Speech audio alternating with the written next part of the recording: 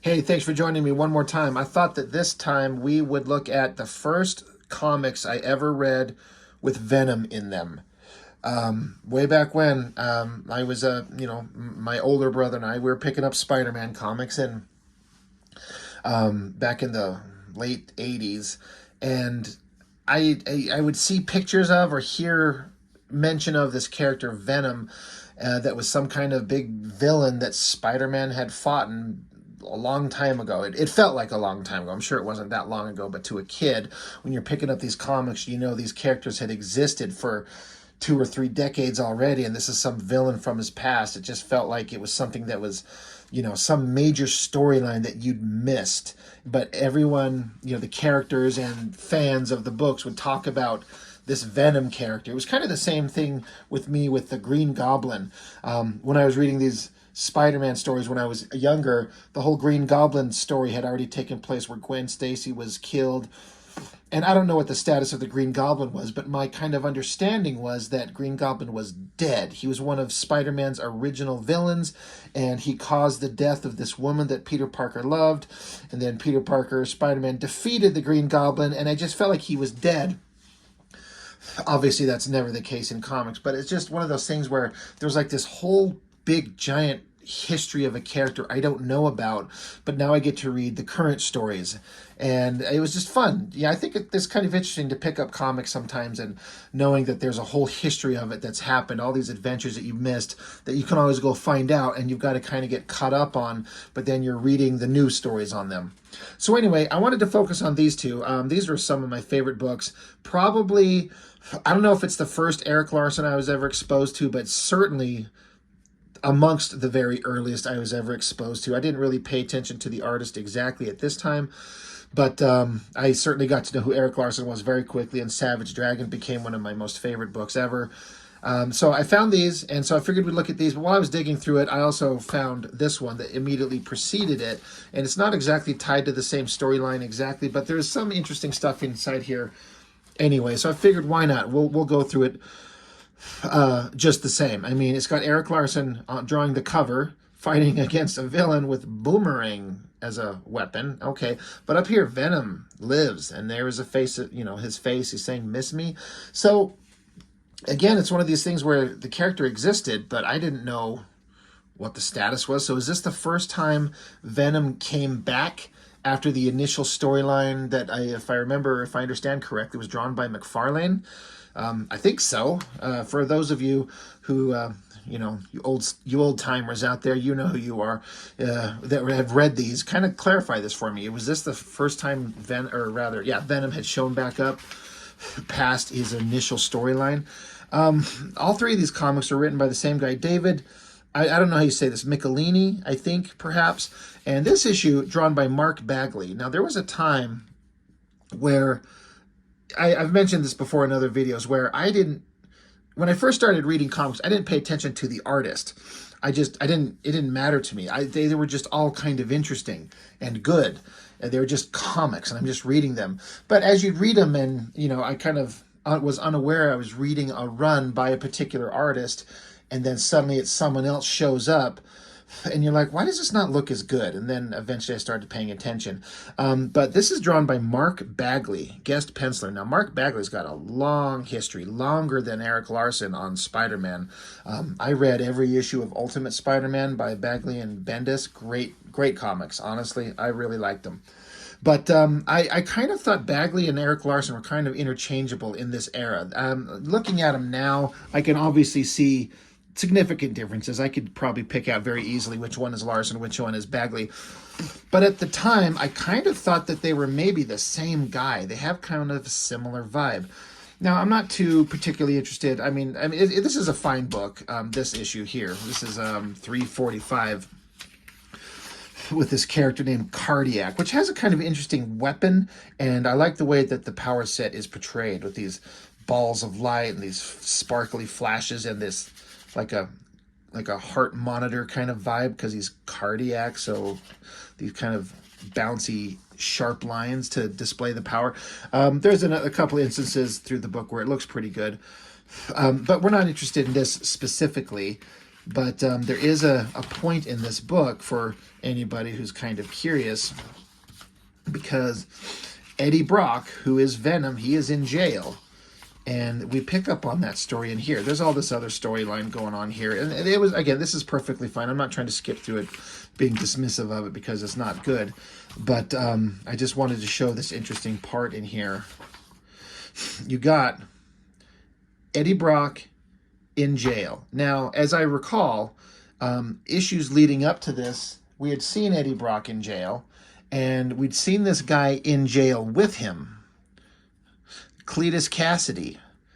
Now, if we know our history and we know who that character is, this is the guy who becomes Carnage. And this is kind of basically, I guess you'd say, the origin issue of Carnage, really.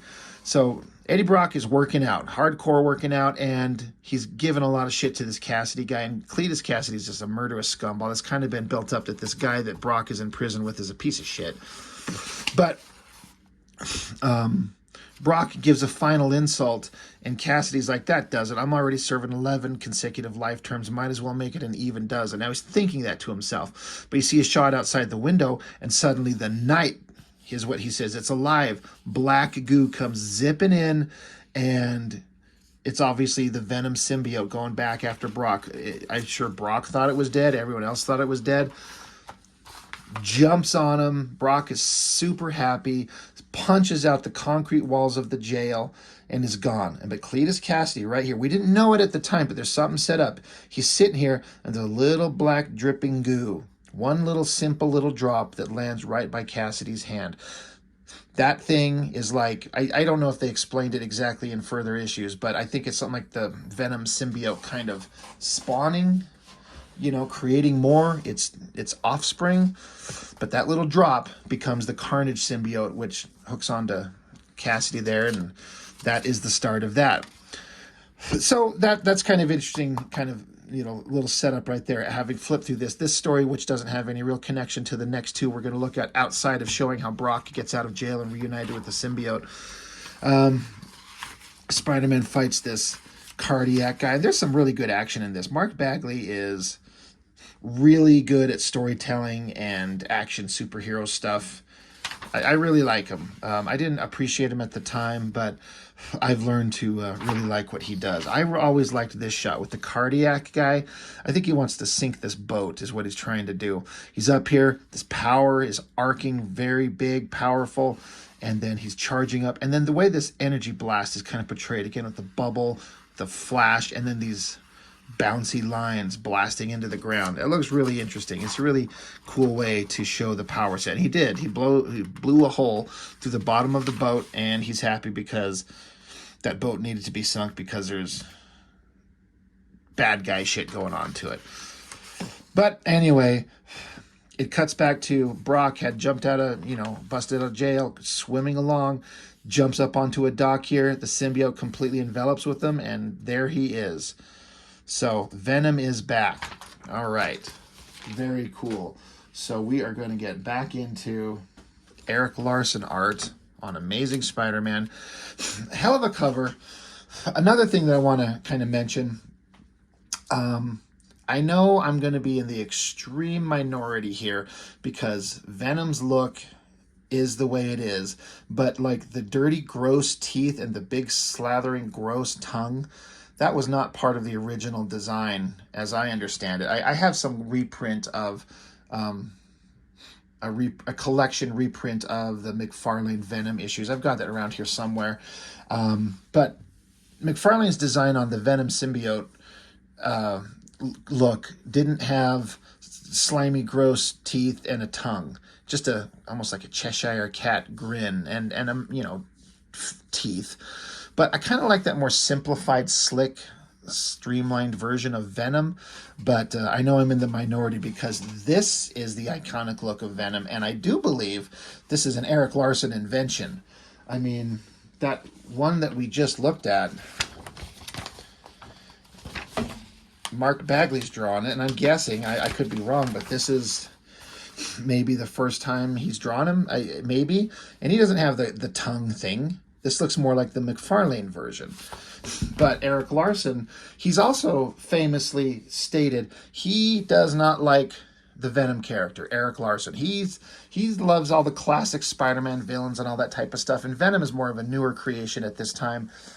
And he just seemed like, to Erik Larsen has said that Venom just seemed like a one-dimensional, vengeance-driven bad guy. He's like, I hate you, so I want to kill you because you wronged me. Like, that's the best that we can come up with. And so I think he said he didn't particularly care for the Venom character, and so he went out of his way to do the best that he could do to make the character look visually interesting. And I think he added this element to the Venom design to make it more scary and interesting. And to his credit, that it stuck forever. So, not particularly concerned about what happens in the beginning of the story. Some slimy bad guy starting some shit, and he sees the reflection of Venom in the computer screen. And there is Erik Larsen just bringing everything that he does really well. This is another example of this older comics with this older newsprint. I'm going to say this is, 89 or 91. Wow. He's not too far away from jumping over to taking over Spider-Man from McFarlane, and then everyone jumping over to Image. But that's a hell of a picture of Venom, and that big, giant, gaping mouth and teeth and tongue. Again, this is my first introduction to the character, and so this is kind of the original version, original version to me. But when I went back and found out about his original appearance, I kind of like that more streamlined, not having the giant jaw and tongue. I'm not saying it's bad. It's not my favorite version of it, but it does look good. Erik Larsen makes it look good. So I like the story. Gets this guy, webs him up, and then this interesting kind of, it's an interesting way to kind of show the portrayal of the symbiote on the human Brock. Like, it just kind of, bursts off his head so his human head can pop up there. It's an interesting way to show that. But Venom's making plans. He's going to go track down Peter Parker and start some shit. Now, Peter, he found out that Eddie Brock broke out of prison, and he's saying that Peter Parker, he says, he called the Fantastic Four. They said the dead alien costume had escaped. That means Venom's back. So he's trying to send Mary Jane away to go be safe, because she went through some shit with Venom and she doesn't need to go through it. And even Peter Parker's saying here, even with Venom's twisted sense of ethics, how he says he won't harm innocents, he's still a madman. He might use you to get at me. So, Mary Jane reluctantly agrees to get lost, just to give Peter Parker, peace of mind. So he's off walking, he's cruising around, he's lost in his thoughts. What do I do? He's kind of recounting in his head the story of how Eddie Brock was a reporter, and Peter Parker ruined his life, and then the symbiote joined up with him and became Venom, that whole thing. So he's at a restaurant and just sitting here, and while Peter's lost in thought having a coffee or whatever, somebody off to the side asks Peter Parker to pass the ketchup, and he's like, oh, sure, here you go. And Brock is right there. There he is. Drops the ketchup to the ground, and it shatters. So, the people that own the restaurant, the place that they're at, is like, hey, what the hell's going on? Like, oh, nothing, sorry, we're just gonna leave. And it's interesting because, again, I knew quite a lot about Spider-Man from reading issues of his comics for quite a while. The whole spider sense thing, like precognition, really. It's almost like a form of telepathy, wouldn't it be? In a way. I mean, it's one way to think of it. But he knows when danger's coming. But Venom with the symbiote does not trigger that. And to me, that made it a very kind of like a very intimidating story point. Here's this big, giant, muscular guy. He's got the same kind of powers, but stronger, and Peter can't see him coming. And then when that's part of Spider-Man's power set, is that spider sense to see things kind of coming, and you're used to it, but suddenly you can't. That's scary. I was like, damn, this story. I don't know much about Venom, but I was really getting invested. So while Brock's like, hey, let's go down an alleyway here. Let's get some privacy, because I'm gonna murder you. So let's do it. But of course, some thug in the alleyway, because there's always like criminal thug scumballs in alleyways and comics. Points a gun at him. And so I like this visual, again, this representation of the power, how the symbiote can just form on him out of anywhere. Like the black covering the hand, shoots a webbing onto the gun, grabs the criminal guy, knocks his ass out. And then this is one of my favorite pages of Eddie Brock and Venom. Standing here, this big kind of side profile shot of him here and this close-up on his face with the symbiote kind of oozing out all over him. I've never seen it portrayed this way before or since that I can recall. It's always shown some other way, and this is creepy. It's like black goo just oozing out of all his pores. It just freaks out the criminal guy, and he passes out. And Brock lets him go. He's like, I'm not here to kill you. You're an innocent. You're a bad guy, but I'm not here to kill you. I'm here to kill Peter Parker. So he turns back. Where are you? Oh, and in the middle of this distraction, Peter Parker bounced. He got out of there. And I always thought it was interesting. The next page, it looks like Peter just jumped straight up, because Venom doesn't have a spider sense.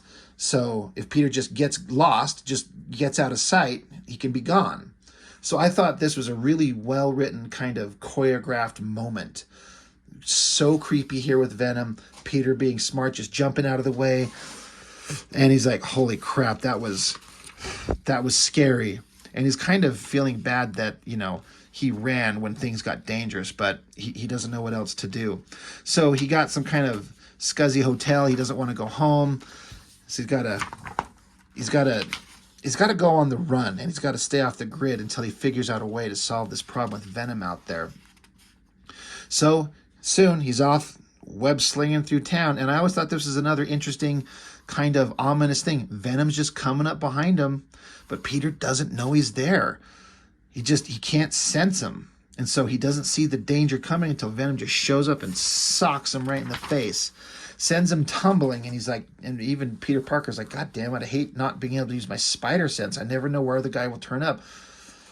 I thought this was really interesting how Peter Parker's just like attached to the wall looking, where the hell is Venom? And he's up there just above him, taps him on the head, punches him again. Venom comes charging down, punching into the wall, exploding it up. I like this shot where Peter bends and flexes out of the way when Venom punches the wall, and then does this great heel kick right to his jaw, sends Venom flying. Big, giant, slimy tongue and teeth opened up wide. Peter got a good shot in there, and Venom's like, oh, you got a good shot. We're impressed.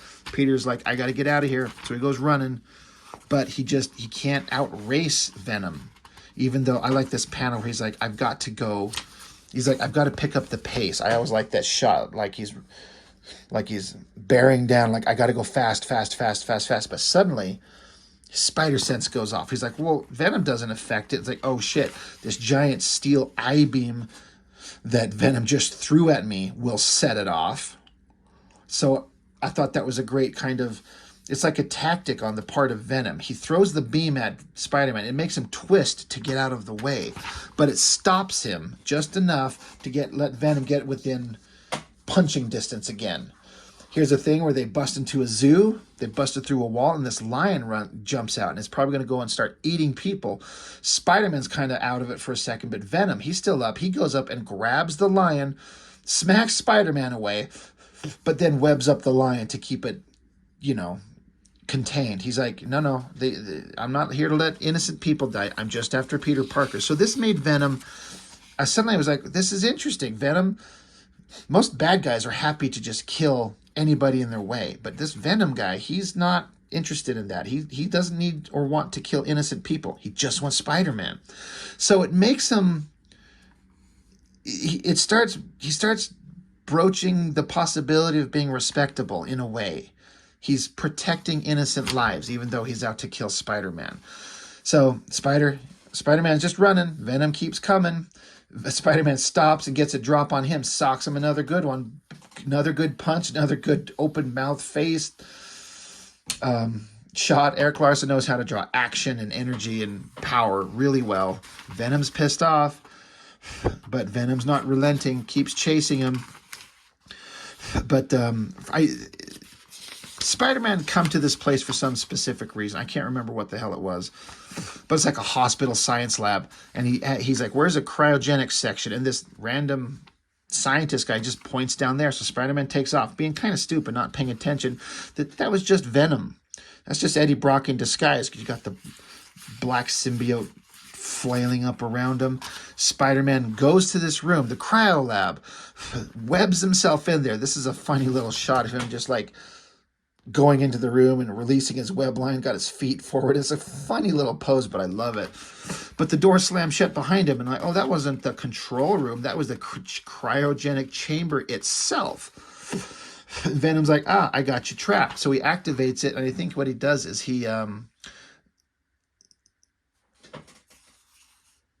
I thought he pulled the air out, but whatever he does, he says he's being washed in some sort of energy, getting cold, hard to move. Eventually, basically, Spider-Man falls to the ground and passes out. This great last panel, this close-up of Venom's face, these jagged eyes, this weird kind of color texture on the black part of his costume, and the teeth and the tongue. I mean, I got to give Erik Larsen credit. If this was his creation, it makes him more monstrous. It's creepy, and Venom's got him. Spider-Man's out, unconscious, so he can do whatever he wants with them. So what the hell is going to happen next? Spider-Man's done for, right? I mean, we know he's not. These are Spider-Man comics. Pretty great cover. I always remembered this one, holding up that skull and Spider-Man's head. I was like, well, how are we going to get to this point? You know Spider-Man's not going to die, but I'm interested. Spider-Man wakes up. It's sometime later. He's on some kind of beach somewhere. And there's another great single splash page of Venom hanging out. And it's kind of like in the previous issue. You know, he's going to take the opportunity to do the big, awesome shot of Venom. Can't decide which one is better. I think this one, but by a small margin. So that's fun. Venom's there. Giant freaking toothy jaw again. He jumps down and he basically tells Spider-Man, yeah, I knocked you out. And I got you here. I got transport, and I dragged you to this deserted island out in the middle of nowhere, so there can be no distractions. Now we can beat each other to death, or, well, Venom's like, I'm going to beat you to death. I'm going to murder you. But there's no distractions, and there's no innocent people to worry about. So again, respect to Venom for being not one who wants to let innocent people get caught in the path of the destruction of these superpowered beings trying to kill each other. So, anyway, he's like, all right, let's go, let's fight. So Spider-Man webs him in the face, takes off running into the jungle. Venom's distracted for just a minute. The symbiote snaps the webbing off his face, and he's like, great, the fight's on, the battle's on, let's go, let's do this. So Spider-Man gets out there, he finds a pool of water, takes a drink. He's kind of stopping and thinking about how the hell am I going to survive this? What do I do? He's out of his element. He's not in the city anymore. He's in a jungle. No food, no water, no protection. What do you do? But as he's kind of lost in thought for a minute, you see the Venom kind of eyes in the water. Like, what the hell? And kind of water-cloaked hands reach out of the bank of the river here and pulls him underwater. Cuts back to Mary Jane, just kind of getting back into her house. She's just thinking about Peter's off doing some dangerous shit, and she can't help, and she's having a rough time.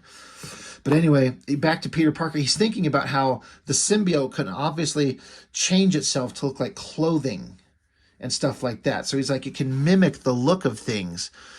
He's saying that's a new trick, but I should have anticipated it. The symbiote can emulate clothes, skin.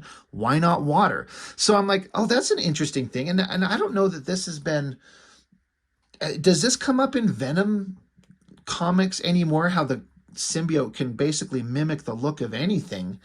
So he can kind of hide himself really well. I only just see Venom running around in this black outfit with, the white design elements on it. But I thought this was an interesting addition. So credit to the writer for coming up with this, that Venom can cloak himself. He can, look like, mimic water.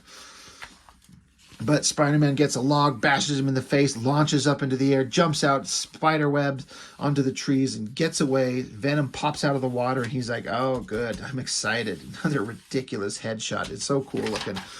So Spider-Man, he finds some kind of abandoned village out in the middle of this island. He doesn't know where he's at or what's going on. So he sets up a trap. He's like, I gotta do something. So he sets up a trap, and some time has passed. Once again, we see the Venom symbiote sneaking up behind him. He can, kind of like it's like the Predator in that jungle fight with Schwarzenegger. The Predator is like Venom here. He can cloak himself and hide himself and sneak up on you. And because the spider sense doesn't work, he gets punched. So again, a very interesting use of the Venom symbiote powers. So anyway, Spider-Man's pissed. So they go running. Now, there's this little patch of a little hill of dirt. So, Peter's thinking to himself that Venom's not as nimble as he is. So if Peter Parker nimbly jumps over this little pile of dirt, Venom will just plow through it, which he does, but it triggers this trap. A spring load catches Venom by the leg. Funny, awesome shot of his head hanging up there. Peter Parker grabs a door and tries to smack him with it, but Venom just swats it. I think that was a really interesting, there's two action moves happening. Spider-Man smashing with the door, Venom swiping away with his hand, webs Peter in the face, kind of doing the same thing to him that happened to Venom himself, jumping down at him. So Peter takes off again.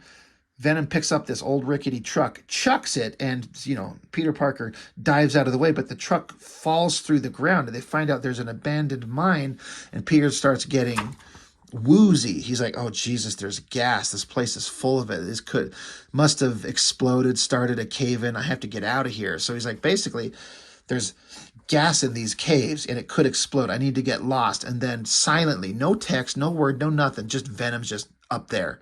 Another great shot. Erik Larsen is such a good comic book artist. He's so good at this stuff. He knows how to tell a story. He is a master at it. There's a story going on with Black Cat, Felicia Hardy, and she's lost her powers, and she's a little bit pissed off. I think she knows that Spider-Man's in danger, and he's missing, and she wants to help, but she doesn't know where he is. She doesn't have her powers. She's a little bit pissed off. Anyway, back to Peter. He's just thinking, got to keep going. Webs, jumps up, tries to pull the ground out from underneath Venom. Venom comes crashing down. Spider-Man takes off. He's just kind of doing a hit and run kind of tactic, and Venom's getting pissed off at it. He's having enough. And Peter's thinking, another interesting story point. He's like, I can't refill my web cartridges. I have to conserve this. I can't just use them because I don't have refills anywhere, wherever the hell I'm at. So he's at the beach, and he looks. There's a boat out there. He's like, oh, shit. With his super spider strength, he could probably swim really fast and make his way out there. So he starts running.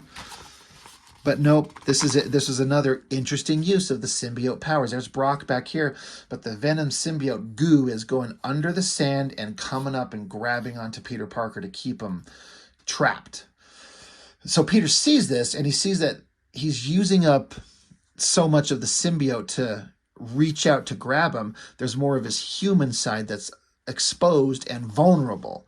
So uses his webbing, shoots some webbing behind him, and pulls himself into Brock. Again, this is a really well choreographed fight. Everything about this was choreographed so well. I wonder if the writer, David Michelin, if he staged this out panel by panel, page by page, or if Erik Larsen had any kind of say in the choreography of this battle. It's really well done.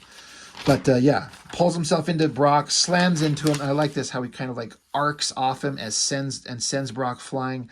And Peter's webbing off again. He's trying to come up with a plan. He's got the idea. He's got some ideas. Get back over here. He finds a graveyard and a human skull. And he's like, oh, okay, great. Just what I need to see. And in the distance, there's a light. So it's gotten to be nighttime. They've been fighting and chasing each other all day. So it's nighttime, and Venom and Eddie are just taking a breather.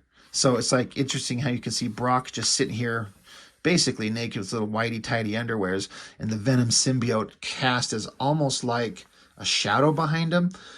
And Peter's in the distance well, he's taking a breather, but nothing's going to stop him. Nothing will stop them from coming after me except my death. And he's like, I'm going to have to give them that. So it says an hour passes filled with preparation and followed by Peter uses his web, shoots and grabs a piece of a burning log. Now, I guess fire is something that the symbiote is kind of vulnerable to. So Brock jumps up, the symbiote, grabs back onto Brock, becoming Venom again. He's like, the wall crawler knows that fire repels you, probably thinks to use it against us. It's stupid. It's not going to stop us. So he just charges in a rage. Another great shot by Erik Larsen, just making this Venom character that he doesn't particularly care about, making him look visually impressive. So Peter's running, got his flaming log. He webs up between a couple of trees to kind of create a barrier to stop Venom again. And Venom's pissed off, rips through it, and then picks up, there's another broken down old car here. So Venom picks it up and throws the car because the torch creates a target that he can see. So he's like, I'll just throw this car at the torch. I'll get him. So the car goes it's like he says, oh, it's a dead hit, dead on. We hit him. And then he notices the torch falling into the ground, and then it goes under the ground, and then boom, an explosion. And Venom's like, yes, the mine, the gas, the torch. I'm like, oh, right. Everything was set up and paid off. That's a great shot of Venom. That's one of my favorite shots right there. That looks fantastic. That looks really cool. So Venom goes up, and you see what Peter Parker did is he grabbed one of these skeletal bodies that were in the graveyard, put part of his costume on it, and so Venom bought it. He believes it. They set up a mine with gas. There was fire. It was out there. And he's like, he's dead. Alas, Spider-Man, bane of our existence, you're dead, you son of a monkey. And he laughs. So that's how you get to this cover. They didn't lie. They didn't lie about what the cover was, showing you. It's just that Peter outthought him. So here he is, basically, probably mostly undressed, swimming out to the boat that's out there. No, he says it's another ship. He's been treading water for hours. But finally another ship shows up.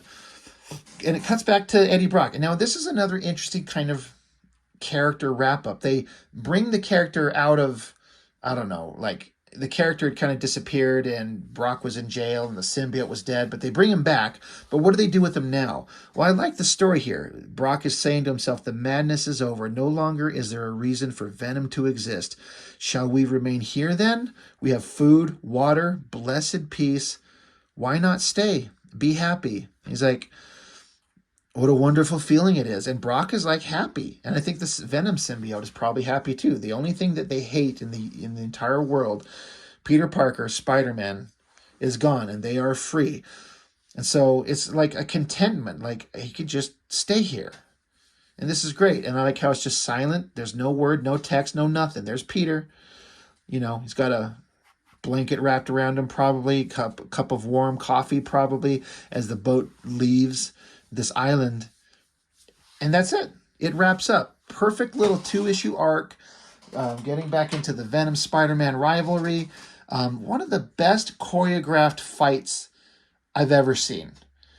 I mean, oftentimes fight scenes are just like build up, talking, and then one big awesome shot of the characters fighting and then one of them falling down or something like that. But this is like 2 issues of a long thought out confrontation in different settings with using tactics and repercussions. Every moment was important. Every move, every punch, every beat kind of was specific to the story, and it wrapped up and left the characters in a place that you could be content with. Venom can come back, but he doesn't have to immediately. Peter Parker has dealt with it efficiently enough. Like, as far as Venom knows, Peter Parker's dead, so he's not really worried. I'm sure Peter's going to have to go back into his real world and be like, Venom thinks I'm dead, but God, he's still out there. It's still a dangerous thing. It's a great story. Really well done. Erik Larsen is the man. Like I said, I'm pretty sure Larsen has been drawing some of these issues before this. I'm pretty certain, and I've been reading those before this and after this, and they were all good. They were just enjoyable comics. Again, I didn't pay attention to the artists or the writers or anything like that when I was first reading these. It was just comics. They were just Spider-Man comics, and they were fun, especially to a young kid like myself. So I think I said these were 91. Is that what I said? Yes, it is. So, you know, I'm 12, 13 years old, but just having a great time. Great books, well written, well drawn. This is when comics were just magical and fun. And I thought that I'd just share these. Great story of Venom fighting Spider-Man. So that's it. That's all I've got. Thank you for joining me. As always, I appreciate it. See you on the next one.